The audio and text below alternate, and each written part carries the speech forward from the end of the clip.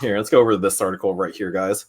This one is called New Overlay Attacks Are Growing Threat to Crypto Users Security CEO. The attacks are creating fake overlays to trick users into providing login credentials for financial service apps, including potential for crypto exchanges. Oof, that's scary. So yeah, I like covering these articles the most because as long as you are aware of what's happening, you won't fall for it if it came to you.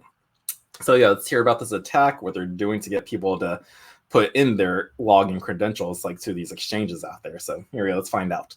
So as a new type of attack against mobile applications is posing a growing threat to crypto users, according to a July 18th statement from Asaf Ashensky, CEO of cybersecurity firm Verimatrix.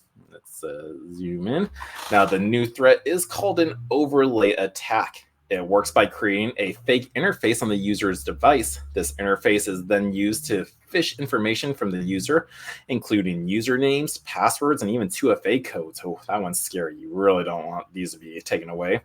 Ashkenazi stated that once this information is obtained, the attacker uses it to submit information in the real interface for a target application. Now, to carry out an overlay attack, the attacker needs to first convince the user to download an application on their mobile device. Screen overlay explorers are usually disguised as games or other fun applications. When the user opens the application, it appears to work as intended. Now, whatever game it is, it could even be a copy of a popular game, and it will do this functionally. As Ashkenazi stated, because the app works as intended, the user generally doesn't suspect that it's malicious, fake at all. So they're going, okay, let me just log in. But in fact, the app doesn't have any malicious activity besides one thing. It monitors when the target app is launched. The target app could be a bank, crypto exchange, crypto wallet, or other sensitive application. Once the target app is launched by the user, the malicious app creates an exact same copy of the interface used in the target app. Now, for example, if the user launches their exchange app, the malicious app creates a fake user interface that looks exactly like the exchange interface, but is in fact controlled by the attacker. Now, whatever information the user enters into the fake interface is captured by the attacker, and this information is then passed into the real app, giving the attacker access to the account. Ooh, that is scary. So what they're doing is they're hiding behind this game. Like it still works, it logs on, they play it, but then the only malicious thing about it, like it just said, is once you open up like a banking account, an exchange, then it populates like fake login credentials, like we can see right here. This pops up, looks exactly identical, that you don't think anything of it. So yeah, let me put in my login information. John Doe, password, login. Boom, the attacker just phished and got your attack. So this is a scary thing.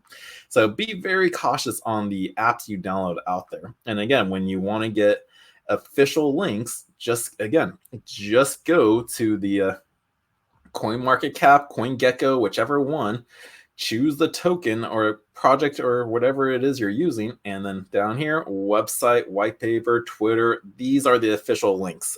So don't be going on to like Google, Telegram, WhatsApp. Oh my God, stay away from at least Telegram and WhatsApp. So many scammers out there. But go to the official page. Go to these sites where you can get the official pages and links for it. So okay, let's continue on with the article. Ashkenazi warned that two-factor authentication usually cannot protect the user against this kind of attack, but if 2FA is enabled, the attacker will simply just wait for the user to enter their text message or authenticator app code, which will then be captured just like the other credentials, and they'll be able to get in. So in many cases, the malicious app will cause the user screen to go dark, making them believe that their phone has just run out of power or crashed. Once they get into your account, they put the black screen on your phone, and then the Verimatrix CEO stated, so your phone is still running, but you cannot see anything. So you think that your phone is dead. This gives the attackers plenty of time to drain the victim's accounts, and as they are unlikely to realize they're being attacked until it is too late, Essentially stated that banking apps are one of the biggest targets of the overlay attacks. However, crypto exchanges are also at risk since they rely on the same username, password, and 2FA paradigm that bank apps use. The CEO claimed that he had not seen a non-custodial crypto wallet app targeted by this attack, but that could change in the future. Oh, that is scary. So they said non-custodial, so that could be a Trezor, could be a Ledger, could be a what are the other apps out there? I know there's some other good ones. But it's like, it's pretty scary if it can get into your non-custodial, and then you don't want that to happen. But Skansi emphasized that the overlay attacks are performed on the user's own device, which contains a wallet private key, so requiring a cryptographic signature for each transaction will not necessarily protect the user. Now, Verimatrix has attempted to work with Google to remove overlay attack apps from the Google Play Store, but catching all of them is difficult. Unlike most malicious apps, overlay attack apps do not perform any malicious actions until after the user loads the targeted app for what it does. Yes, and that's right, Steve. Yep, we hate scammers, and yep, never trust web search results at all. It's not the way to go. Go to the official sources, CoinGecko or CoinMarketCap. That's what I like, and a lot of other people. So just be safe out there. But for this reason, these apps usually appear to be innocent, again, when they are screened by the malware detection program. So it's scary. Malware detection programs can't even screen these because, again, it looks like a normal app and it will just get past it. They just see a game. They don't see the malicious activity because it doesn't do anything, it said. So that's why it just gets past it. He recommends that these centralized services should use monitoring systems to detect overlay attacks and block them from within the application's database. This is one of the services Verimatrix provides to its clients. Okay, so Verimatrix can help you out with that if you want to give them a try. I never did. You got to go appreciate the content. Thanks, Steve. Appreciate you for being here. Take care and see you next time. Again, I'm now doing these live 5 to 6. See you next time. So, however, he suggested that consumers can take action to protect themselves even if their favorite apps do not use such monitoring services. First, users should be skeptical of applications that appear too good to be true.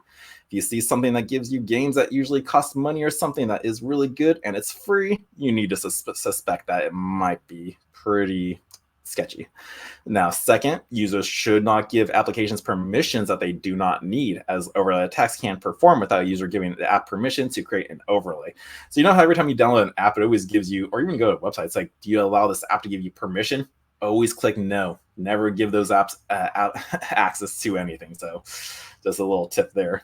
And then third, parents should consider getting a separate mobile device for their children, as Verimatrix found in its research that many overlay attack apps are downloaded by children without their parents' knowledge. This is because attackers often disguise their apps as games that appeal to children. Ooh, that is very scary. If you can't afford it, you have something that is fun for the kids. Don't mix the CEO, he said. Let them do the fun, but then don't access anything important from that device.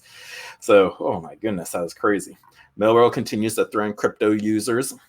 On March 29th, malware database VX Underground warned that Call of Duty cheaters were having their Bitcoin stolen by their cheat software in January, and another set of crypto-draining malware targeted users of pirated apps that run on Mac OS device.